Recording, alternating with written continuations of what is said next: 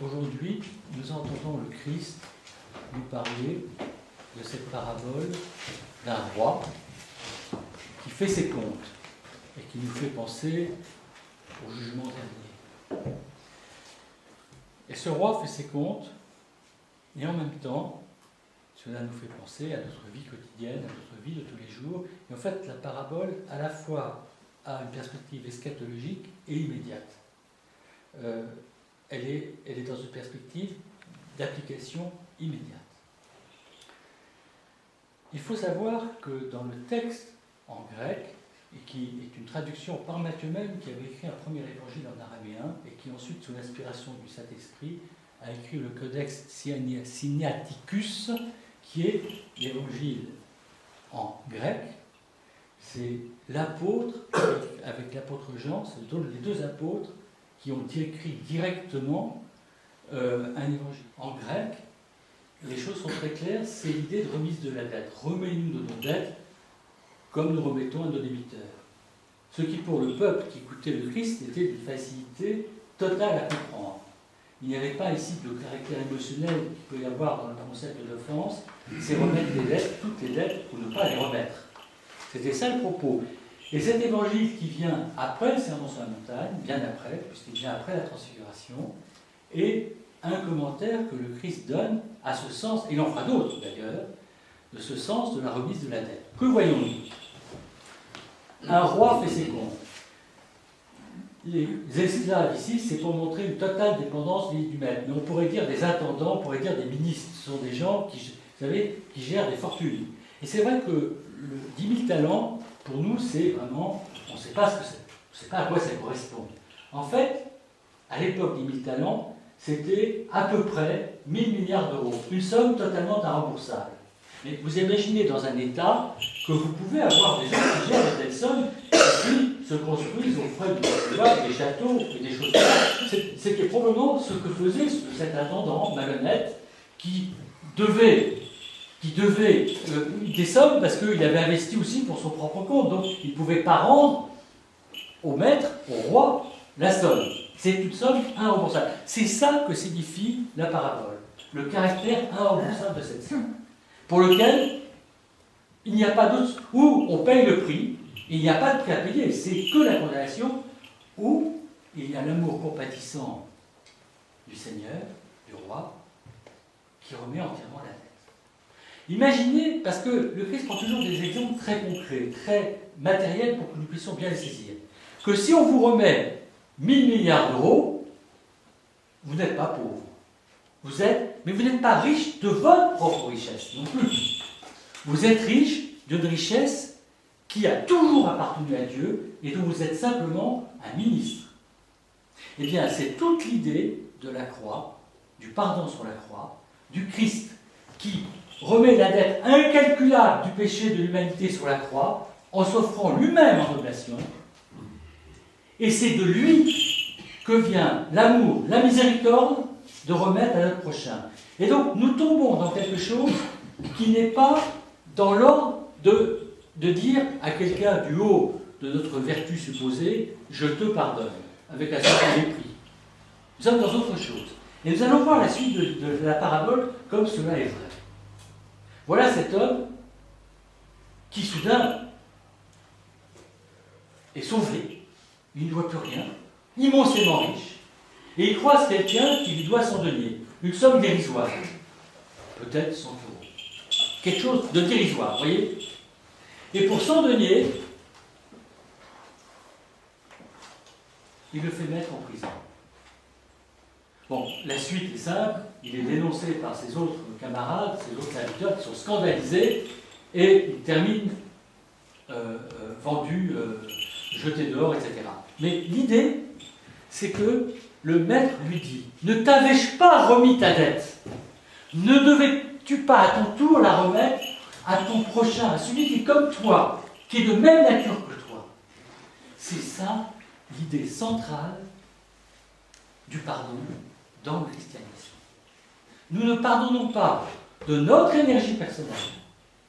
Certes, il y a une synergie, mais pas seulement notre énergie personnelle.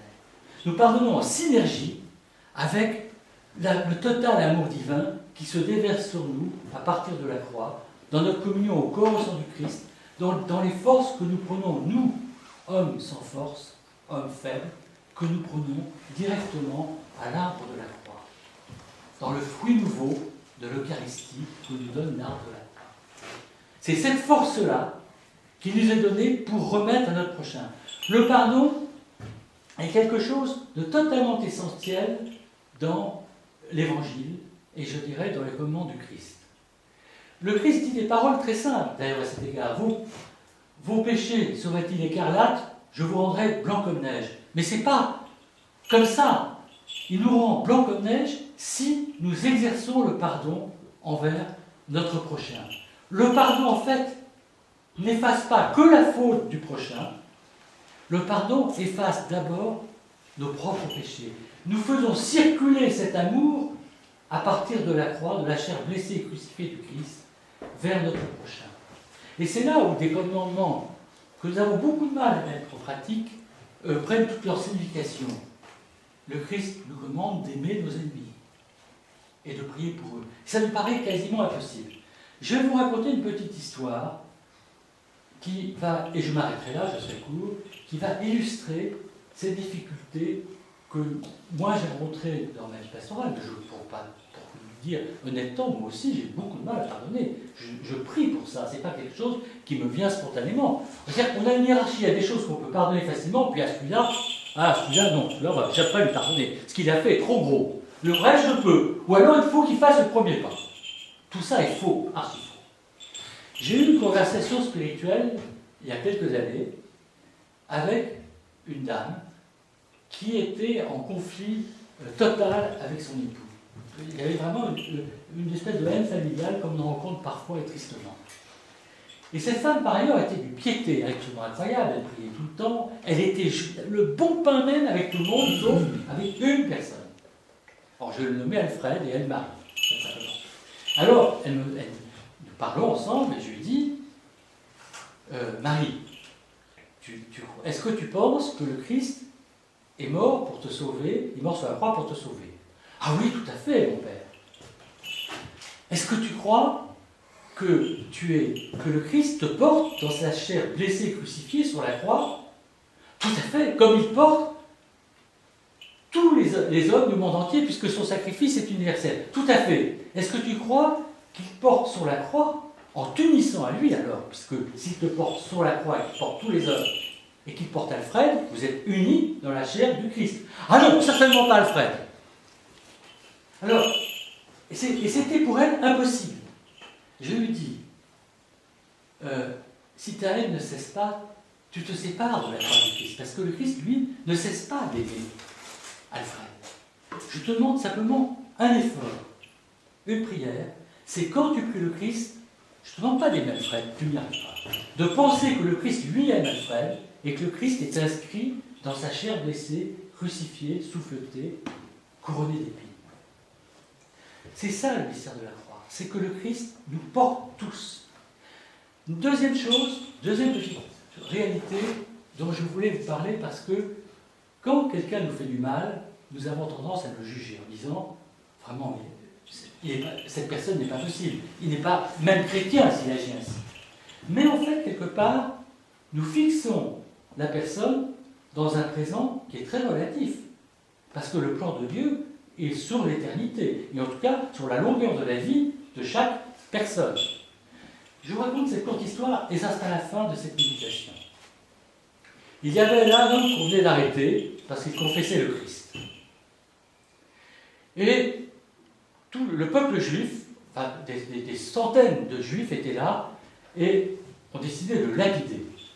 Et il lançait des pierres, et puis il y avait là quelqu'un dans un coin qui, il aurait bien voulu le lapider, mais on lui avait demandé de garder les vêtements.